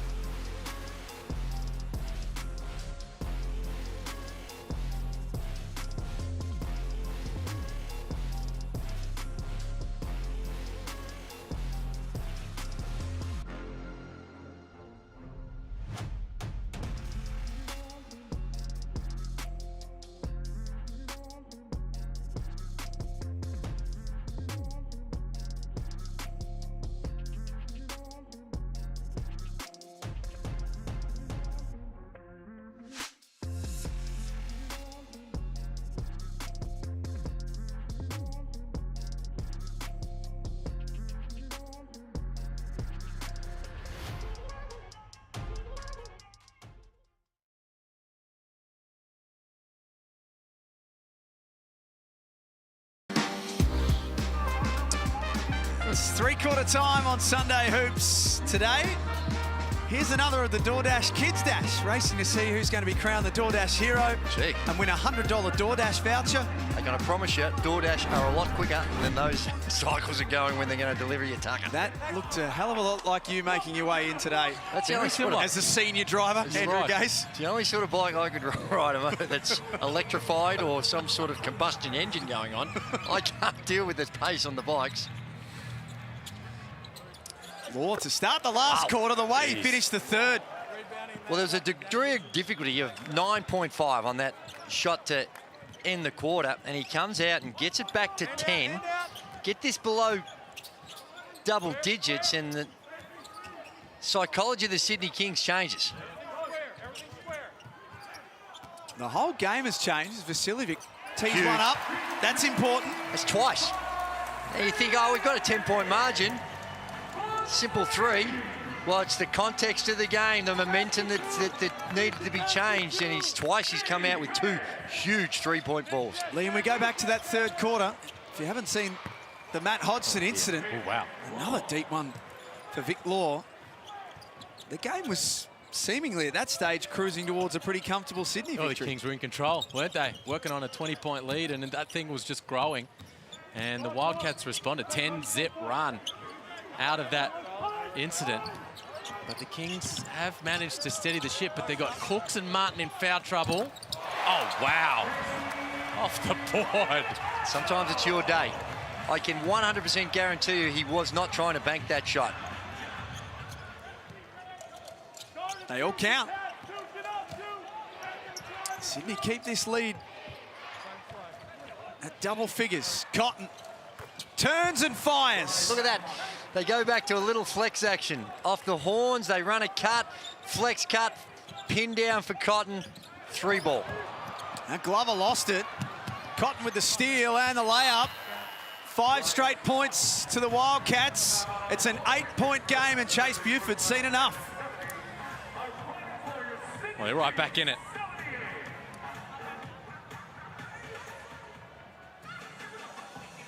Right back in it, the Wildcats. They will not stop throwing punches. This veteran lineup, Bryce Cotton, Jesse Wagstaff, Vic Law's been huge. The end of that third quarter, start of this fourth, and with Jarrell Martin and Xavier Cooks in foul trouble, Chase Buford sitting on them right now. Law's had the answer every time down the floor. A couple of big triples here to begin this fourth quarter. And then Bryce Cotton, triple, breakaway bucket, 8-point game. And the ability to turn it on when needed. Been struggling, hadn't been much involved in the offense, only 5 points at half-time. And just able to switch it on in emphatic fashion.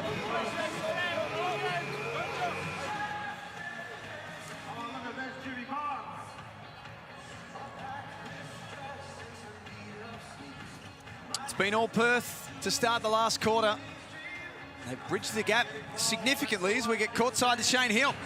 And you're right, fellas. We mentioned in the first half about Vic Law. He just has an ability when he's down to be able to flick a switch. He's now got 8 points in just over 2 minutes to start this quarter. So incredible effort. The combination of him and Bryce Cotton just makes them incredibly difficult to defend. He likes playing here. 23 and 27 last year in his 2 games at Kudos Bank Arena. Sydney go to Xavier Cooks out of the timeout. Yeah, and good play. A little shuffle cut to get him on the box and isolate him against Law. Third time in a row, they go back to the flex action. Trevor Gleeson will be watching in Toronto and just warm the cockles of his heart. Isn't when they go into the smaller lineup, the Wildcats, in fourth quarters. This used to be Wagstaff and Nick Kay. And, of course, John Mooney last year. Now it's Wagstaff and Vic Law at the 4 and the 5. A lot of horns. They know what sets they can get looks from.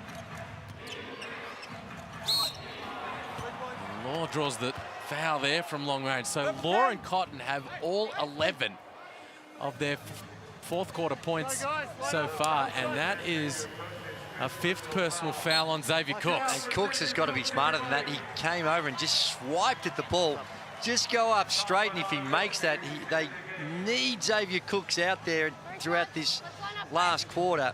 And you'd almost take the made 3 over the foul to Cooks right now at this stage of the game, because it does change that. You saw what happened the possession before, put Cooks on the box and they can find a scoring option.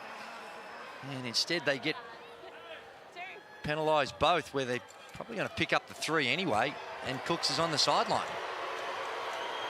And of course, Jarrell Martin is the next cab off the rank. Cooks and Martin just checked back in a couple of possessions ago. Martin out there now with 4. Cooks' night's finished. Martin needs to stay smart. They need him to stay out there. It's back to 7. Perth ball. Oh, no. The fourth quarter collapses for the Kings have been an issue over the course of the season. Big issue. Last week in Brisbane, had that game sorted, let it slide down the stretch. And they were able to close it out back at home, but this is a big 7 minutes in the context of their season. Oh, my. Blanchfield from the top of the key, buries a 3. It's a 4-point game. This is extraordinary performance by the Perth Wildcats. They're playing freely, they're stacked full of confidence, and everything they throw up is going in. Sydney at the other end are not able to score with the same freedom that they enjoyed in the opening half. It's hard work. It's a little clunky and hard work, and this is a tough shot by Todd Blanchfield. DJ Vasiljevic couldn't do much more. They need him to come for the ride. No Michael Frazier. Tonight he needs to be that third scorer, third guy in double figures now for the Wildcats. A little surprised to see DJ Vasiljevic be subbed out at this stage where they're struggling for points. They had to hoist it into the shot clock. And this is what happens for the Sydney Kings in fourth quarters. We spoke about how they're built as a transition team. Let's get stops and run. But when things slow down in the fourth quarter, tighten up. They slow down. What do you run and execute in the half court to get good shots? Can you still play that way deep in a game, Liam? If you're getting stops, you can. Right now, Law and Cotton and Blanchfield ticking it over. That helps. Nice hands from Bruce. Adams threw it up there for Jarrell Martin. That's what happens. Some energy back inside Kudos Bank Arena. Overdue. The Kings need something to get them going. And off a real sloppy turnover that's generated this transition spectacular basket by Jarrell Martin. And just throw it up anywhere, and the big fella goes up. What a beautiful angle that is. Cocked it back, had to cock it back, and stuffed it in. Wasn't the greatest of passes, but made to look all that much better by the athleticism of Jarrell Martin. 6.5 minutes to play. We go back.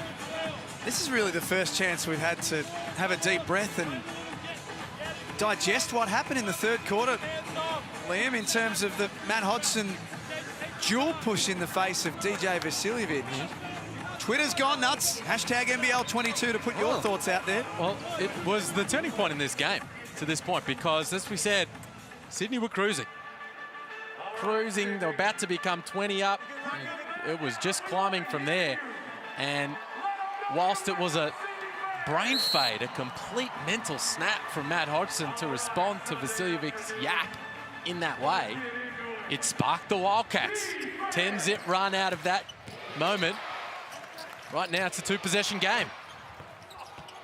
Not bad time for Cotton. You'd expect that that's got a fair bit more to play out in the next few days. As far as possible suspensions. Adams. Short. 6 minutes remaining at Kudos Bank Arena. Earlier today, and what has been an eventful Sunday hoop so far, Adelaide snapped Melbourne's 8-game winning streak in overtime at the Adelaide Entertainment Centre and break a 3-game losing streak of their own in the process. Cotton to Law, who lost track of time in the end.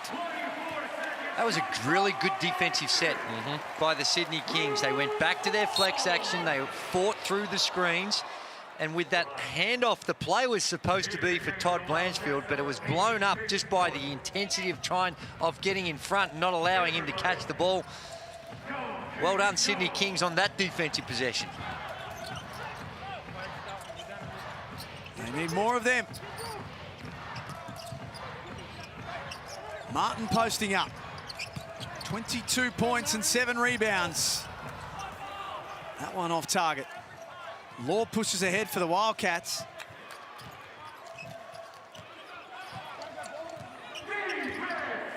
Drags it back out.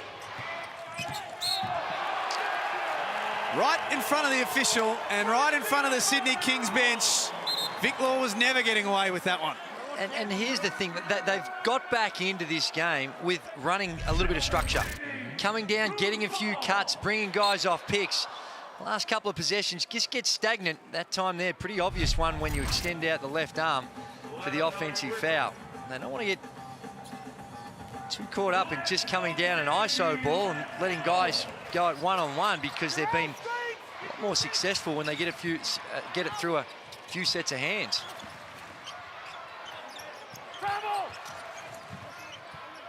Bruce, the shot clock at 5. Fires away from deep. Good hit from Sean Bruce. Dared him to shoot it, the Wildcats. And he made him pay. As we highlighted earlier, just 6 of 31 from outside coming into today. If you can knock them down when it counts, though, that's important. Nice touch by Law. He and Vodanovic have a bit to say to each other. It's been that sort of game. Just get the feeling they're weathering the storm here. The Sydney Kings coming up with a couple of good stops, getting some scores down the other end.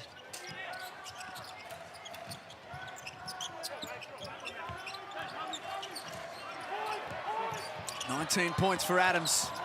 6 rebounds and 9 assists. He's got 21. Look at the emotion. That's a big hit. Back out to double digits. He knows how big it is, and so does Scott Morrison. Timeout, Wildcats. They need to talk about things. And they'll look back on this as the work they've done from the three-point line. 13 of 29.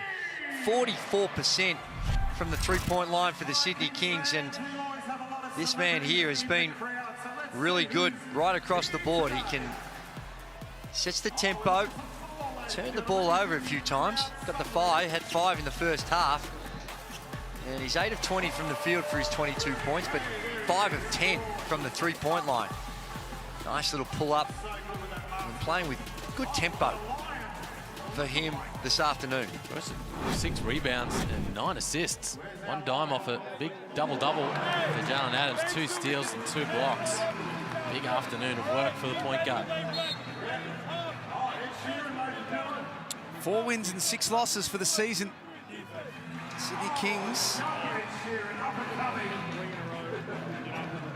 Been reading a lot in the last 7 days about what I think is a great initiative that the Kings have brought in with player numbers. Every player to have ever stepped foot on the floor for the Sydney Kings will have a commemorative item given to them and their number, which is theirs forever, Liam. It's pretty cool. Magic Man, number 1.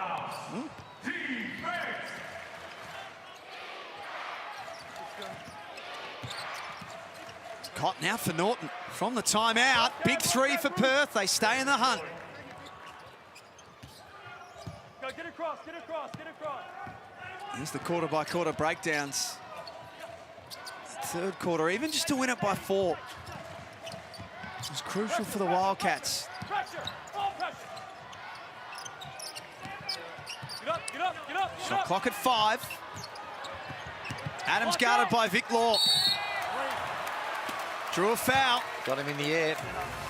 They got the switch then. They had Norton on Martin, but they stayed with it with Adams. And a little head fake.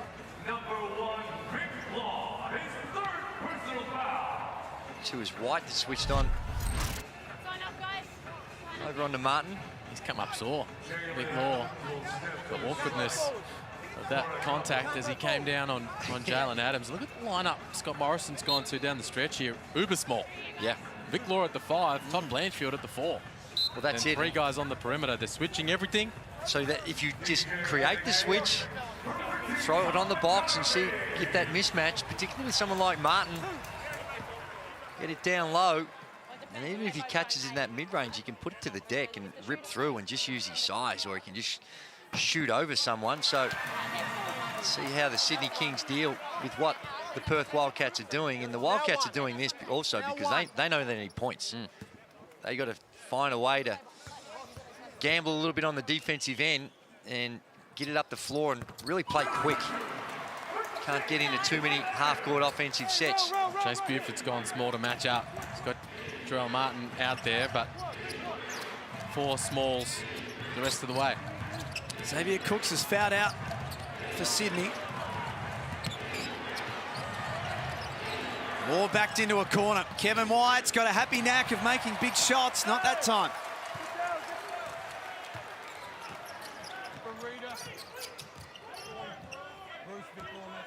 It's been a real mature performance by the Sydney Kings. Lead all cut all the way back to 4. And they've been able to find a way to get through it. And it's been from the three-point line that's done the most damage.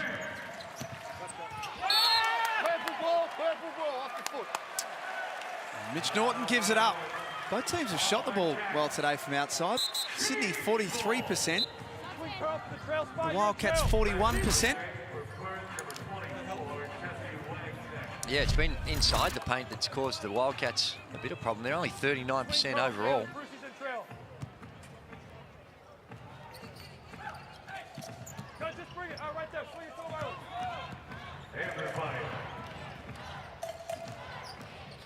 There's a big bunch forming in the middle of the table in the Hungry Jacks NBL. The Kings with a win today. I'd love to just try and jump up a little bit. Well, they keep in touch, don't they? Adams fouled, and it's going to count. What an afternoon Jalen Adams has had. Injury-free, feeling good, and playing good. Putting on a bit of a show. Jalen Adams came in with big raps. Those who have watched him do his thing at the G League and NBA level knew what he could do. We spoke about it just last week. 50 points across those 2 games against Brisbane. And he has been terrific. It's his coach, Chase Buford, that saw him the most. And said, if I'm coming, Jalen's coming. And it's been a really good pickup just for the Sydney Kings, for our league, to have a quality player like Jalen Adams. You feel like now he's only just getting started because of those injury concerns that we spoke about. Yeah, didn't have much of a pre-season because of it. Yep. And you can see why they've been really patient and persevered. Missed 5 games at the start of the season. Starting to really cook. Bruce. Guess he could call that a pass to Martin if he wanted to. Shot clock ticks away. This is going to be a huge win for the Kings. Always want to protect home court, but I tell you, the Wildcats have made a knack of going into other people's gyms recently and getting the chocolates. And Adelaide beat Melbourne earlier today, and then the Kings with this upset. Just when you think you know what's going to happen in an NBL game. Particularly when what's happened in previous games with the Sydney Kings, where they've been in highly winnable positions, but lost their way down the stretch and really struggled to put points on the board. And it looked like it was going to be another replica of those earlier games where they came up short, but league gets cut to 4 and they keep their composure. And most importantly, they make big shots. DJ Vasiljevic, he may not mention in a Foot Locker player of the game, but he made some huge shots, important time for that. And same with a few of the other guys, like Bruce hits a big 3. And as we've spoken about Adams, Hammer, you've got to be impressed. Guys, I think the exciting thing for Kings fans is seeing Jalen Adams, as you spoke about, but the fact that they've got 4 guys in double figures between 13 and 27, and then Bruce on 9 points as well. So it's a nice spread, finally starting to get some confidence with the way Chase wants to run his offense with 5 out. Adams late in the clock. Just to put the exclamation mark on it. Nice hands, Vasiljevic. I guess they don't have to rush to sign that 3rd import. Oh, I think that's still... do they? Well, if they're talking about winning the whole thing, which I assume that they would be, then absolutely you could see how an extra bit more firepower in them. They've only been averaging 79 points a game. When I say only, it's good enough to be 3rd or 4th in the competition. But tonight when you're... Is it 8th? 8th, there you go. 70, okay. And to get 93 today shows how much of a difference it does make when you get in the 90s. It puts a lot of relief into your defense. Well, I guess that's a big thing for them as well, is that their last 2 games, so the win against Brisbane last week and today, they've put 97 and 93 on the board. So maybe they're starting to work that out a little. 100%. A lot of that comes back to Jalen Adams. He's our big part of how they saw this team playing out. And there's his 30-piece. Don't forget about the 7 rebounds and 9 assists as well. Great all-round performance. It's a victory lap now for the Sydney Kings. Some spice in the 3rd quarter as well. Perth made a big run at them. They stood up to the challenge, weathered the storm, and get the victory. Sydney winners today, 96-81. They go to 5-3 on their home floor, 5-6 on the season, and they remain around the mark. They certainly do, and impressive. Impressive because of the context of the game and the way it unfolded and what they had to deal with. Strange incident in the third quarter that we thought had maybe tipped it the way of the Perth Wildcats, but they were able to regroup. Matt Hodgson's got a lot to think about, and I'm sure there's going to be further investigation into that incident. But when you're putting up 96 points, give full credit to the Sydney Kings, and like Hammer said, they spread it around, led by Jalen Adams with those 30. And it's no surprise that he's our footlocker player of the game. 30.7 rebounds and 9 assists on triple-double watch. Not quite there. But it does start raise some questions about the Perth Wildcats, their rebounding and their work on the defensive end. Biggest loss of the season for the Perth Wildcats today as well. Surpasses the round 7 loss to Adelaide. But it's all about the Kings. They get the job done on their home floor. We're back to wrap it up after this.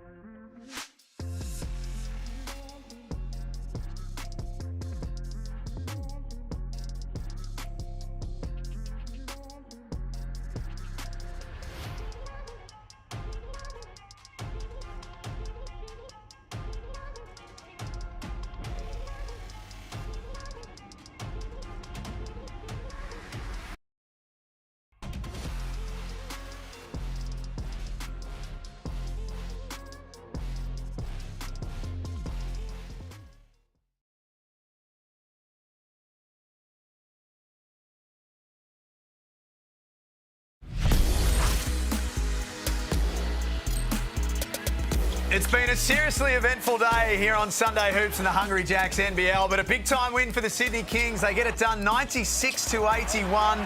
That's 2 big wins in their last 2 games. Big win for the Kings, yeah, but getting it done at home, and they started it right off the opening tip.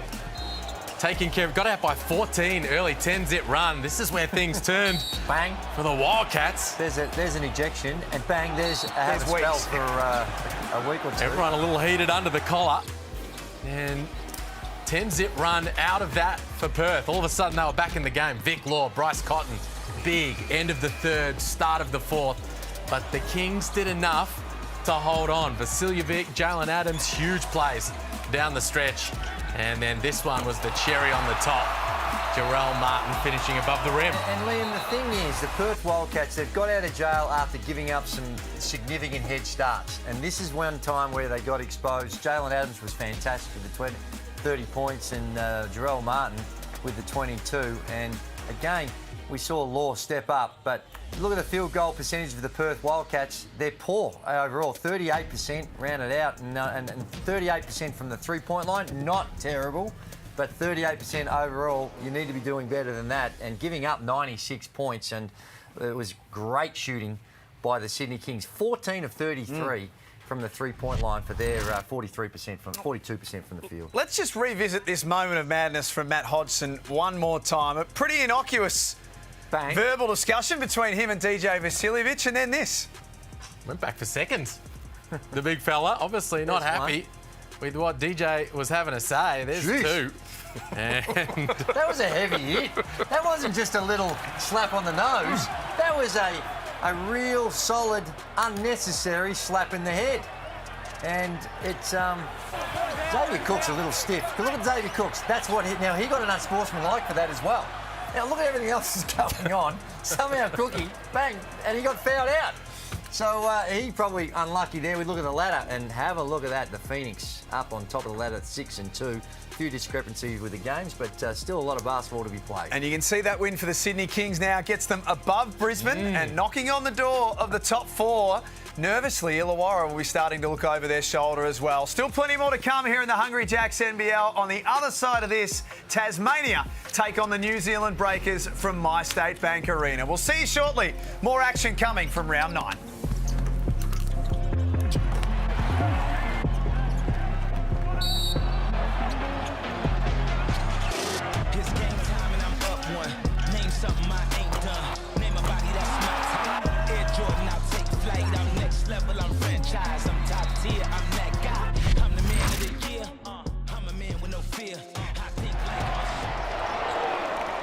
This program is brought to you by Hungry Jacks and Bunnings Trade.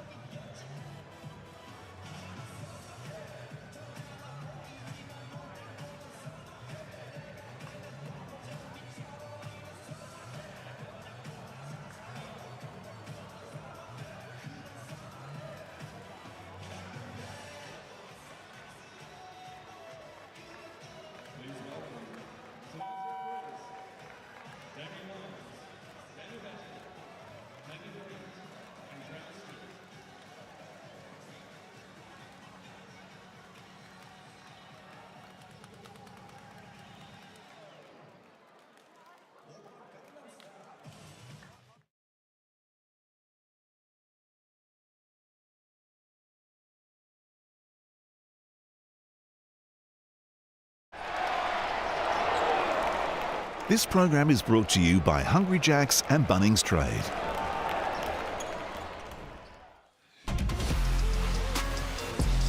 Oh, it has been an eventful Sunday afternoon of hoops, and it's not done yet. All thanks to Hungry Jacks. This is the NBL. And the Breakers in Tasmania to take on the Jack Jumpers, who were brilliant in a win over the 36ers on Friday night. Cam Luke here, Pete Hawley, Corey Homicide Williams. Boys, we're squeezed for time, all thanks to DoorDash. Hungry, fire up DoorDash and order your game day essentials now. That's the Jack Jumpers, Halls. They look really good the other night. Josh Adams, Josh Majette, they led the way. Matt Kenyon was a bit of a spark in his first start.